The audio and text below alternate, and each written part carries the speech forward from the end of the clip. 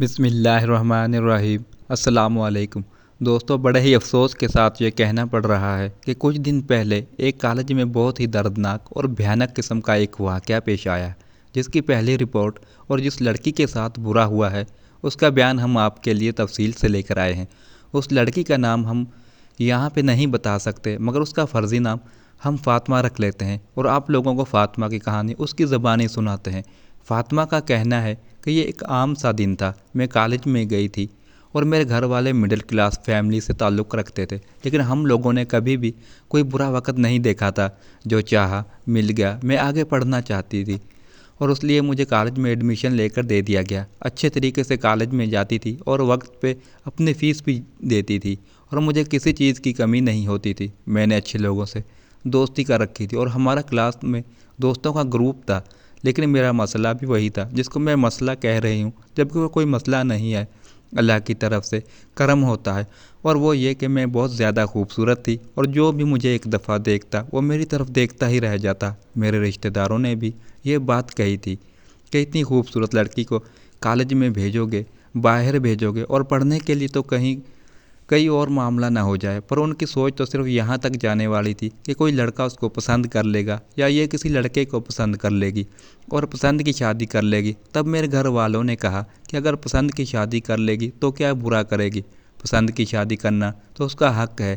میرے ماں باپ نے رشتہ داروں کے منہ بند کر دیے۔ میں بہت دل سے پڑھائی کرتی تھی اور پڑھائی کے علاوہ اور کہیں دماغ نہیں لگاتی تھی، کیونکہ مجھے پتہ تھا کہ میرے گھر والے مجھ پہ پیسہ لگا رہے ہیں، مجھے ان کی محنت اور اپنا وقت ضائع نہیں ہونے دینا۔ مجھے کچھ بن کے دکھانا ہے اور کچھ کر کے دکھانا ہے، اس لیے میں بہت ہی محنت سے پڑھائی کرتی تھی۔ ایک دن ہم لوگوں نے پلان بنایا، آج ہم لوگوں کی ٹریٹ تھی۔ ایک دوست تھی جس کی منگنی ہو گئی، تو ہم نے اس سے کہا کہ ٹریٹ دو، وہ بہت اچھی تھی۔ ہم سب نے مل کر خوب انجوائے کیا۔ میں نے آج ہی کہا کہ آج ہم لوگوں نے کلاس چھوڑی ہے اور اچھا نہیں، تو کہنے لگی کوئی بات نہیں، کبھی کبھی ہوتا ہے۔ جب چھٹی کا وقت ہوتا تھا تو میں نے کیونکہ خود ہی جانا ہوتا تھا، اس لیے میں 5-10 منٹ بعد ہی نکلتی تھی۔ مجھے کوئی جلدی نہیں ہوتی تھی اور آرام سے نکلتی تھی، دوستوں کے ساتھ باتیں کرتی ہوئی آج بھی جا رہی تھی۔ کالج کا گیٹ کافی دور تھا اور میں سائیڈ والی گلی سے جاتی تھی۔ سائیڈ میں ایک گلی تھی جہاں سے میں جلدی پہنچ جاتی تھی، بیچ میں سے جاتے ہوئے کافی دیر لگ جاتی اور دھوپ بھی سیدھی سر پہ پڑتی تھی۔ میں تو چھاؤں کی تلاش میں اس گلی سے جا رہی تھی اور مجھے کیا پتہ تھا کہ آج کے بعد میرے نصیبوں میں صرف دھوپ ہی لکھی جائے گی۔ میں وہاں سے گزر رہی تھی کہ ایک سیکورٹی گارڈ نے مجھے روک لیا اور اس نے میرا نام پکار کے کہا کہ یہ آپ ہی ہیں نا؟ میں نے کہا ہاں۔ اس ٹائم مجھے سمجھ نہیں آیا کہ اس کو میرا نام کیسے پتہ چل گیا۔ میرے گلے میں آئی ڈی کارڈ لٹک رہا تھا اور اس نے وہاں سے پڑھ لیا۔ وہ بہت چالاک تھا، کہنے لگا کہ آپ کی تو فیس جمع نہیں ہوئی اور کچھ کاغذی کارروائی بھی رہتی ہے، آپ نے اس مہینے کی فیس جمع نہیں کروائی اور آپ کے کچھ اخراجات دینے والے ہیں۔ اس کے ہاتھ میں کاغذ بھی تھا، کہنے لگا کہ اس میں آپ کا نام ہے۔ میں نے کہا کہ نہیں، میری تو کوئی فیس بقایا نہیں رہتی، میں ساری فیسیں جمع کروائی ہیں اور میں تو ٹائم پہ فیس جمع کرواتی ہوں۔ اس نے کہا کہ پھر لگتا ہے کوئی غلطی ہوئی ہے۔ میں نے کہا کہ ٹھیک ہے، پھر مجھے جانے دو۔ تو اس نے کہا کہ نہیں، آپ نہیں جا سکتی، پہلے مجھے پتہ کرنا ہوگا کہ غلطی کس سے ہوئی ہے، مجھے سر سے بات کرنی پڑے گی، آپ کے ڈپارٹمنٹ ہیڈ سے، اس کے بعد ہی آپ جا سکتی ہیں۔ میں نے کہا چلو ٹھیک ہے۔ اس نے کہا کہ آپ تب تک نیچے پارکنگ لاٹ میں انتظار کریں۔ وہاں پر اس نے مجھے کرسی رکھ دی اور کہا کہ آپ یہاں پر بیٹھ جائیں، کھڑی نہیں رہیں۔ بڑی عزت سے پیش آ رہا تھا، عمر میں بڑا بھی تھا اور میرے دماغ میں تو ایسی کوئی بات ہی نہیں آ رہی تھی۔ میرے دماغ میں اس کہانی کی پہلی لائن بھی نہیں آ رہی تھی جو اس برے آدمی کے دماغ میں چل رہی تھی۔ میں سوچ رہی تھی کہ اکیلی ہوں، ساتھ کوئی دوست ہوتی تو وقت گزر جاتا۔ خیر وہ مجھے وہاں بٹھا کے پتہ نہیں کہاں چلا گیا۔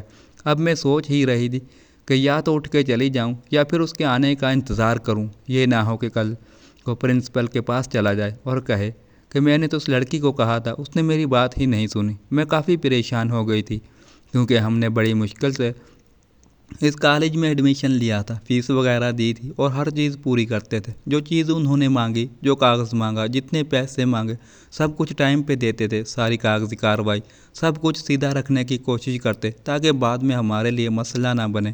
اور اب ویسے بھی پیپر ہونے والے تھے۔ ابھی پچھلے دنوں بھی کسی لڑکی کا مسئلہ چل رہا تھا کہ اس کا ایڈمیشن فارم پہ نام اور تھا اور شناختی کارڈ پہ نام اور تھا۔ وہ بہت ذلیل اور خوار ہو رہی تھی۔ وہ کہہ رہی تھی کہ کبھی بھی کاغذی کارروائی کے معاملے میں سستی نہیں کرنی چاہیے، نہیں تو بعد میں بہت زیادہ مسئلہ بنتا ہے۔ اس کی باتیں سن کر میں کافی پریشان ہو گئی کہ شکر ہے میرے ساتھ تو ایسا کوئی معاملہ نہیں، لیکن اب یہاں پر مجھے کہہ دیا گیا کہ کوئی مس انڈرسٹینڈنگ ہوئی ہے، کوئی غلطی ہوئی ہے جس کو ٹھیک کروانا ہوگا۔ تو میں نے سوچا کہ جو بھی ہے اس کو کلیئر کروا کے ہی جاؤں گی، ورنہ پھر میرے گھر والوں کو بھی میرے ساتھ یہاں بار بار آنا پڑے گا۔ کہیں ایسا نہ ہو کہیں کہ آپ نے تو فیس ہی جمع نہیں کروائی، پھر سے فیس جمع کوانی پڑ جائے۔ پارکنگ لاٹ میں اور بھی کچھ لوگ تھے جو یہاں پر اپنی موٹر سائیکل اور گاڑی وغیرہ کھڑی کیا کرتے تھے۔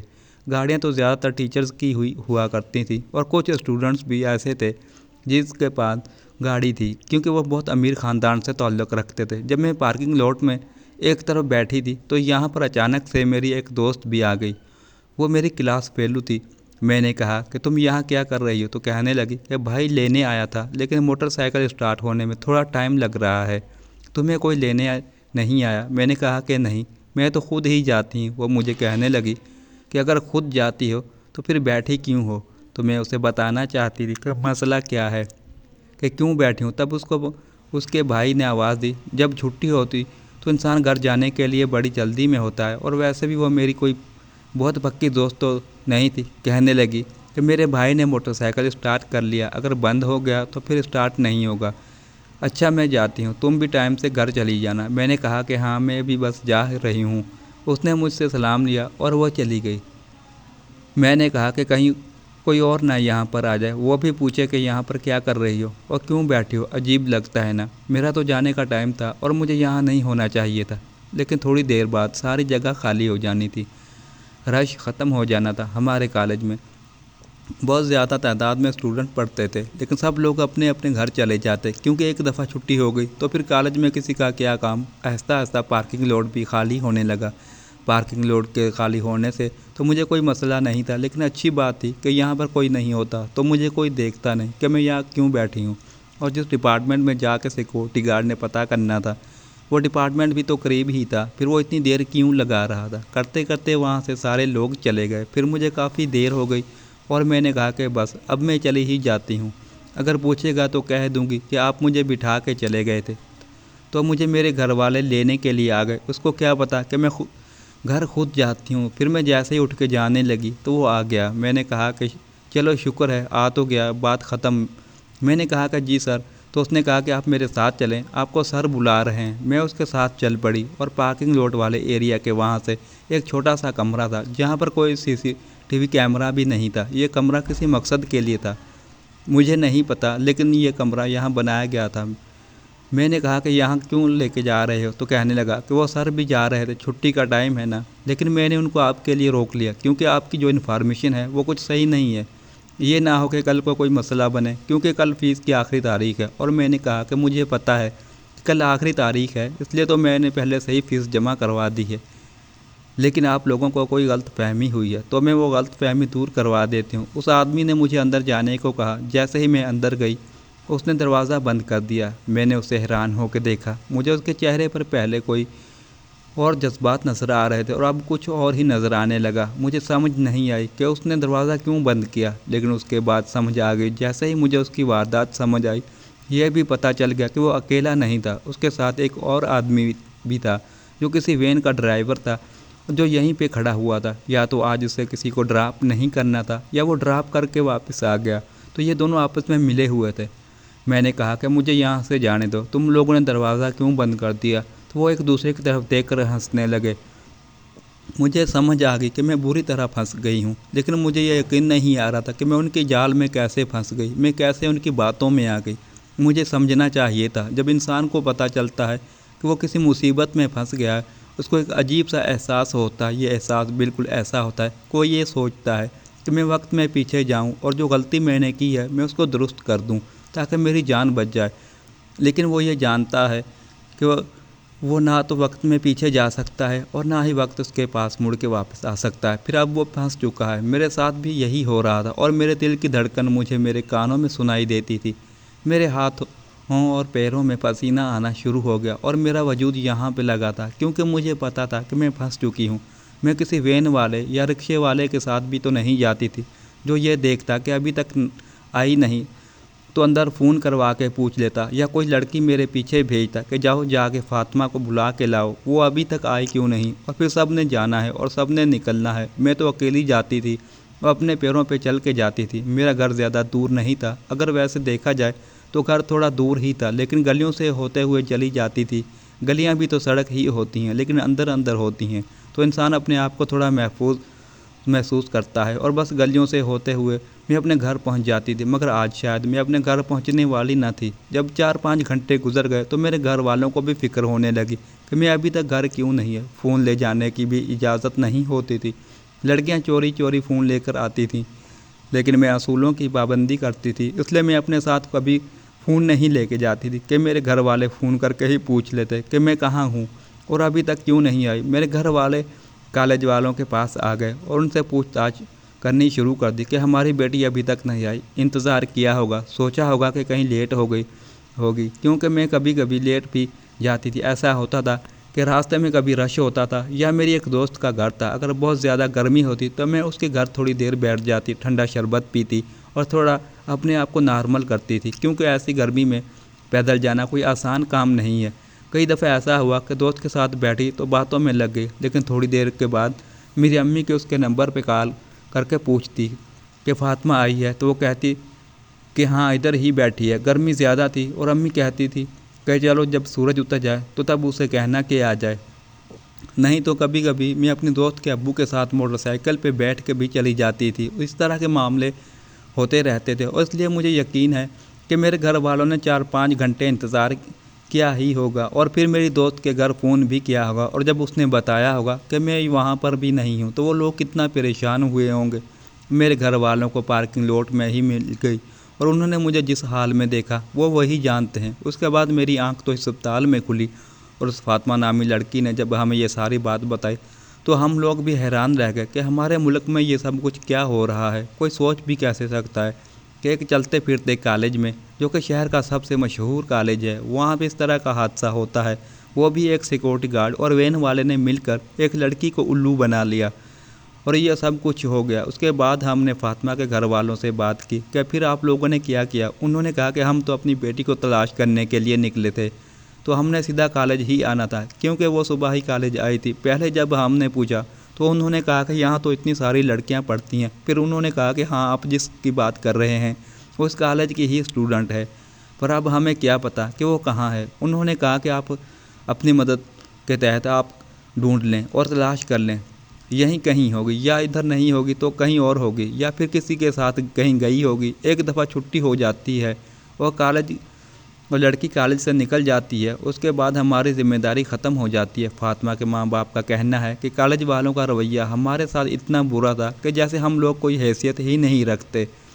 انہوں نے تو انکار ہی کر دیا کہ ہمیں نہیں پتہ کہ ہم کہاں سے تلاش کریں۔ فاطمہ کے گھر والوں نے بتایا کہ پھر ہم لوگ ادھر ادھر تلاش کرتے رہے، اس کی کلاس تک گئے اور مختلف ڈپارٹمنٹس میں گئے، کچھ کلاسز بند تھیں، پھر بھی ہم نے اندر سے جھانک جھانک کے دیکھا، پھر پارکنگ لاٹ والے ایریا میں چلے گئے، پھر اس چھوٹے سے کمرے کی طرف گئے جہاں پر ہمیں ہماری بیٹی بے ہوشی کی حالت میں ملی، جسے دیکھ کر ہم لوگ حیران رہ گئے، فوراً ہسپتال لے کر بھاگے، اور جب اسپتال گئے تو ڈاکٹر نے جو خبر سنائی وہ سن کے قدموں کے نیچے سے زمین ہی نکل گئی کہ ہماری پھول سی بیٹی، جسے ہم نے پڑھائی کرنے کے لیے گھر سے بھیجا تھا، اور جو ایک اچھی لڑکی تھی، پڑھائی میں بھی اچھی تھی اور صرف پڑھائی میں ہی دل لگاتی تھی، آج اس کے ساتھ اتنا برا ہو گیا۔ انہوں نے کہا کہ ہم لوگوں نے اپنی بیٹی کو اسپتال والوں کے حوالے کیا، ساتھ گھر والوں کو چھوڑا، اور جو گھر کے مرد تھے وہ پھر سے کالج گئے اور ان کو جا کر بتایا کہ یہ سب کچھ ہوا۔ اتنے میں ہمارے کالج والوں سے لڑائی ہونے لگی۔ انہوں نے کہا کہ ہمیں تو پتہ ہی نہیں ہے کہ کیا معاملہ ہے، ہمیں نہیں پتہ کہ آپ کی بیٹی نے خود سے ہی کوئی چکر چلایا ہوگا اور یہ کوئی اندر کی بات ہوگی، ہمارا کالج اس میں ذمہ دار نہیں، اور اگر آپ لوگوں نے یہ بات باہر کی تو پھر ہم آپ کے خلاف ایکشن لیں گے۔ ہم لوگ انہی لوگوں سے جھگڑا کر رہے تھے، اور جب پتہ چلا کہ فاطمہ کو ہوش آ گیا تو پولیس نے کہا کہ سب سے پہلے ہم بات کریں گے، آپ میں سے کوئی بھی اندر نہیں جائے گا، کیونکہ ہم نے بیان لینا ہے، اور جیسے ہی مریض ہوش میں آتا ہے سب سے پہلے اس سے بیان لیا جاتا ہے، اور پولیس والوں کا یہ حق ہوتا ہے کہ وہ بیان لے سکیں، کیونکہ پولیس میں کمپلین بھی ہم کر چکے تھے، ہم نے خود پولیس کو شامل کیا تھا۔ تو اب انہوں نے اپنی کارروائی شروع کر دی۔ فاطمہ کی ماں اور اس کے گھر والے اس سے ملنا چاہتے تھے، اس کو دیکھنا چاہتے تھے کہ ٹھیک ہے یا نہیں، لیکن پہلے پولیس والے اندر گئے ان کے ساتھ لیڈی کانسٹیبل بھی تھی۔ اس نے جا کر فاطمہ سے تفصیلی بیان لیا، وہی بیان جو اس سے پہلے ہم لوگوں نے آپ کو سنایا اور آپ کے سامنے پیش کیا۔ اس کے بعد جب یہ بات کنفرم کی جو کچھ ہوا ہے اور اس نے بھی بتا دیا کہ کس نے کیا، تو پھر سے کالج کا رخ کیا گیا۔ فاطمہ کے ماں باپ کے دل میں بہت ہی زیادہ غصہ اور خلش تھی۔ ظاہر ہے کہ ان کی جگہ جو کوئی بھی ہوتا تو اس کی کیا حالت ہوتی۔ آپ لوگ ذرا اندازہ لگائیں کہ آپ کی زندگی ٹھیک ٹھاک چل رہی ہے، آپ کے بچے اسکول کالج میں پڑھ رہے ہیں اور سب کچھ ٹھیک ہے، لیکن اچانک سے کوئی اتنی بڑی مصیبت سر پہ ٹوٹ پڑتی ہے اور سمجھ میں نہیں آتا کہ کیا کرنا ہے، تو پھر انسان پہ کیا گزرتی ہے۔ یہ تو وہ برا وقت ہے جو کسی دشمن پہ بھی نہ آئے۔ اس برے وقت میں تو انسان کا دماغ ہی بند ہو جاتا ہے، اسے سوچنے سمجھنے کا بھی وقت نہیں ملتا کہ میرے ساتھ ہو کیا رہا ہے، اور دیکھتے ہی دیکھتے سب کچھ بگڑتا چلا جاتا ہے۔ اس دفعہ جو ڈپارٹمنٹ کی ہیڈ تھی، جس ڈپارٹمنٹ میں ہی سب کچھ ہوا، جس کا کمرہ نزدیک تھا، جس ڈپارٹمنٹ سے فاطمہ کا تعلق تھا، ان کو جب یہ بات بتائی گئی تو اس نے بھی صاف انکار کر دیا اور کہا کہ کالج میں یہ لڑکیاں کیا کرتی ہیں، یہ ان کی ذاتی زندگی ہے، ہمارا کام صرف ان کو پڑھانا ہے، اور آپ جس آدمی کی بات کر رہے ہیں وہ تو ایک ہفتے سے چھٹی پر ہے۔ کالج والوں کو شاید پہلے سے ہی پتہ چل گیا تھا کہ یہ سب کچھ ہو چکا ہے، اور وہ اپنا نام بچانے کے لیے اس گارڈ کو ابھی وہاں سے غائب کروا چکے تھے، یعنی کہ منظر سے غائب ہی کروا چکے تھے۔ ڈپارٹمنٹ کی جو ہیڈ تھی انہوں نے تو بات ہی نہیں سنی۔ انہوں نے کہا کہ اگر آپ نے ہمارے کالج کا نام بدنام کیا تو ہم سے برا کوئی نہیں ہوگا، اور اگر یہ خبر ادھر ادھر پھیلی تو ہم اس خبر کو کبھی بھی سچا تصدیق نہیں کریں گے۔ ان کا کہنا تھا کہ آج کل کی لڑکیوں کی تو کوئی گارنٹی بھی نہیں لے سکتا، پتہ نہیں کس کے ساتھ کیا چکر چلایا ہوگا، کیا کھچڑی پک رہی ہوگی، گھر والوں کو کیا پتہ، وہ تو بھیج دیتے ہیں، اور ہمیں بھی کیا پتہ، ہم لوگ تو اپنے کاموں میں لگے ہوتے ہیں، ہمارا کام تو ان کو پڑھانا ہوتا ہے، اور گھر سے انسان کی تربیت ہوتی ہے، ہمارا کام تو ان کو پڑھانا ہوتا ہے اور گھر سے انسان کی تربیت ہوتی ہے۔ آپ لوگوں نے اپنی بیٹی کی تربیت اچھی نہیں کی اور اب ہمارے پیچھے پڑ گئے ہیں۔ اس عورت کو پتہ تھا کہ اب اس کے کالج کا نام بدنام ہونے والا تھا۔ اگر میڈیا والوں کو پتہ چل جاتا یا کسی طرح سے یہ بات سوشل میڈیا پہ پھیل جاتی تو پھر اس کے بعد کیا ہوتا۔ سوشل میڈیا پہ آج کل جو بات پھیل جاتی ہے وہ ہر بندے تک پہنچ جاتی ہے، کیونکہ ہر دوسرے انسان کے ہاتھ میں فون ہے۔ اب لوگ پہلے سے زیادہ سوشل میڈیا سے ڈرتے ہیں۔ اس عورت کا رویہ، اس کی زبان بہت ہی کڑوی تھی۔ پتہ نہیں اس کی اپنی بیٹیاں تھیں یا نہیں، جو اس کو ذرا سے بھی احساس نہیں تھا کہ یہ کیا کر رہی ہے، اور اس معاملے کو بالکل بھی سنجیدہ نہیں لے رہی تھی۔ کسی کی بیٹی کا سوال تھا لیکن اس کو کوئی پرواہ نہیں تھی، اس کو بس اپنے کالج کی عزت کی پڑی تھی، اور یہ یہاں کی مالک بھی نہیں تھی، یہ تو خود ہی کسی کی غلام تھی، لیکن اس سے اپنی تنخواہ پیاری تھی اور یہ شاید کوئی انعام وصول کرنا چاہتی تھی۔ اس کی تو اتنی سی بات تھی، لیکن یہاں پورا گھر داؤ پہ لگا ہوا تھا۔ یہی بات ہوئی کہ جب خبر ادھر ادھر پھیل گئی، جب پولیس والوں نے آگے بات چیت شروع کی تو ان کا کہنا تھا کہ یہ جھوٹے بکواس ہے، ایسا کچھ بھی نہیں ہے۔ فاطمہ کے گھر والوں نے وہی کیا جو ایسے موقع پہ ٹپیکل لوگ کرتے ہیں، انہوں نے پولیس والوں کو رپورٹ بھی کروائی اور کالج والوں سے بھی دو ہاتھ کیے، ان سے بات کی، چیخے چلائے، وہاں پر جاتے اور شور ڈالا، لیکن اس کے بعد اس بات کو تو بس ختم کرنے کی کوشش کی اور دبانے کی کوشش کی، بس ہماری بیٹی کی جان بچ جائے، ہمیں اور کچھ نہیں چاہیے۔ لیکن فاطمہ کی حالت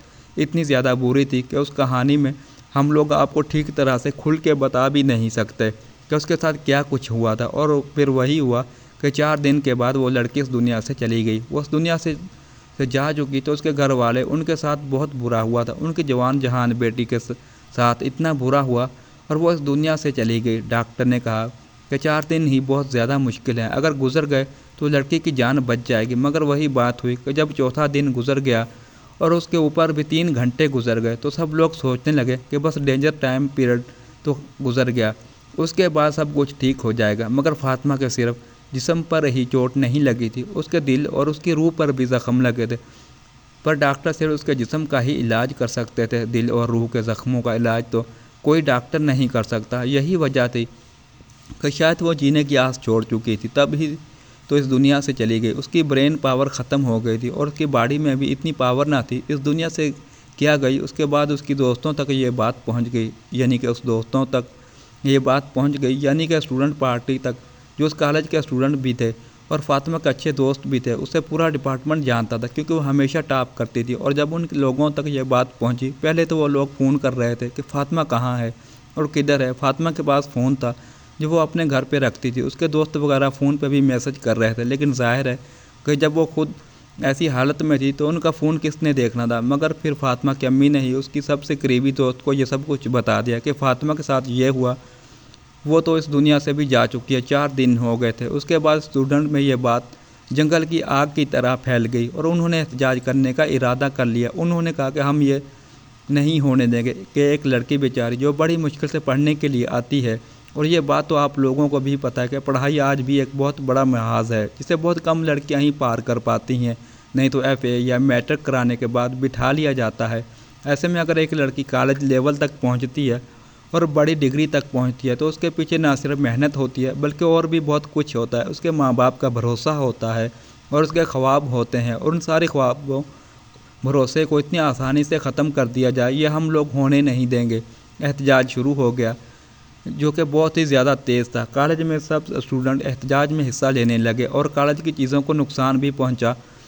احتجاج ریکارڈ کروانے کے لیے ان کو کچھ نہ کچھ تو کرنا تھا تاکہ ان کی طرف دیکھا جاتا۔ احتجاج تو اصل میں توجہ لینے کا ایک طریقہ ہی ہے کہ ہماری طرف دیکھا جائے، ہماری بات سنی جائے، ہمیں انصاف دیا جائے، اور توجہ ایسے کبھی نہیں ملتی۔ اسٹوڈنٹ بھی یہی کر رہے تھے۔ اسٹوڈنٹ کا مطالبہ تھا کہ اگر کوئی لڑکی یا کوئی لڑکا اپنے اوپر اتنے سارے پیسے لگا کے، اپنے خاندان والوں کے خرچے کروا کے، ماں کا سونا بکوا کے اور باپ کی کمیٹی بکوا کے اگر کسی طرح کوئی اعلیٰ ڈگری حاصل کر لیتا ہے، کچھ بن جاتا ہے اور کسی مقام پہ پہنچ جاتا ہے، تو اس بات کی طرح کیا گارنٹی ہے کہ اس کی زندگی کی حفاظت یقینی ہے؟ اس کی زندگی اور اس کی عزت کی حفاظت کون کرے گا؟ اگر ایک لڑکی اتنا کچھ پار کر کے اس مقام تک پہنچ گئی کہ کچھ بن کے دکھا دیا تو پھر اس کی کوئی سیکورٹی ہی نہیں۔ اگر وہ اس طرح کے کسی حادثے کا شکار ہو گئی اور سارا قصہ ختم ہو گیا تو اس کا ذمہ دار کون ہے اور اس کی ذمہ داری کون لے گا؟ یہاں پہ یہ ہے کہ اگر ایک اسٹوڈنٹ نے ٹاپ کیا تو اس کے گھر اور خاندان والے اتنے خوش ہوئے کہ مٹھائیاں بانٹی گئیں، وہ کسی مقام تک پہنچ گئی، لیکن جب اس سے نوکری ملی اور وہ نوکری کرنے کے لیے آفس جاتی ہے، وہاں پہ کوئی اس پہ بری نظر رکھتا ہے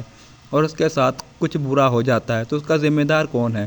یا کوئی لڑکی ڈاکٹر بن جاتی ہے، یا ڈاکٹر بننا تو سب سے مشکل کام ہے، اس کے گھر والے بھی اس پہ پیسے لگاتے ہیں، بھروسہ کرتے ہیں اور وہ دن رات محنت کرتی ہے، اپنی زندگی کے 5 سے 7 سال اعلیٰ تعلیم حاصل کرتی ہے اور بڑی مشکل سے نمبر لے کر پاس ہوتی ہے، اچھی ڈاکٹر بنتی ہے، اور پھر ایک دن اس کے ساتھ کچھ برا ہو جائے، اسپتال میں اس کے ساتھ کچھ برا ہو جائے تو پھر اس کے ذمہ دار کون لوگ ہیں؟ جو ایسے حادثوں کو خودکشی کا نام دے دیتے ہیں۔ فاطمہ کے ساتھ جو حادثہ ہوا اس کو ابھی خودکشی کا نام دیا جا رہا تھا کہ اس لڑکی نے پارکنگ لاٹ میں جا کے خودکشی کر لی، یہاں پر کوئی بھی نہیں تھا اور اس نے کسی ٹیسٹ میں نمبر کم لیے تھے یا اس کا کسی لڑکے کے ساتھ چکر چل رہا تھا، کوئی اندرونی معاملہ تھا جس کی وجہ سے خودکشی کر لی، اور یہاں تک کہ ڈپارٹمنٹ کے ہیڈ نے ایک سوسائڈ نوٹ بھی دکھا دیا کہ مرنے والا مرنے سے پہلے لکھتا ہے کہ میں خودکشی کر رہا ہوں۔ اوچھے ہتھ کنڈے اپنائے جا رہے تھے کیونکہ کل کو ہینڈ رائٹنگ سے پتہ چل جاتا کہ یہ فاطمہ کی ہینڈ رائٹنگ تھی ہی نہیں، لیکن لوگ تو بات ایک دفعہ کر دیتے ہیں، پھر بات ادھر سے ادھر پھیل جاتی ہے اور اس طرح کی باتیں بہت پھیلتی ہیں اور لوگ بنا تصدیق یہی بات آگے پہنچا دیتے ہیں۔ لیکن ہم آپ تک جو رپورٹ لے کر آئے ہیں بالکل سچی ہے، بہت ہی شارٹ نوٹس پہ یہ رپورٹ تیار کی گئی ہے اور آپ لوگوں تک پہلے پہنچانے کے لیے اس پلیٹ فارم پر دی گئی۔ اس سے بھی زیادہ افسوس کی بات یہ ہے کہ جب پیر کے دن سب اسٹوڈنٹ نے احتجاج کرنے کا ارادہ کیا اور اس دن بھی احتجاج کیا تو احتجاج میں کسی طرح پولیس کو بلوا لیا گیا اور پولیس نے احتجاج کرنے والے اسٹوڈنٹ کو روکنے کے لیے وہی سب کچھ کیا جو پہلے بھی کرتی تھی۔ جب آپ کسی ایسے احتجاج میں پھنس جاتے ہیں تو آپ سمجھتے ہیں کہ آپ کی جان پہ تو نہیں بنی، مگر جان پہ بھی بن جاتی ہے، کیونکہ اس احتجاج کے اندر ایک اسٹوڈنٹ بھی اس دنیا سے چلا گیا جو اپنے ساتھی اسٹوڈنٹ کے لیے انصاف مانگنے کے لیے آیا تھا۔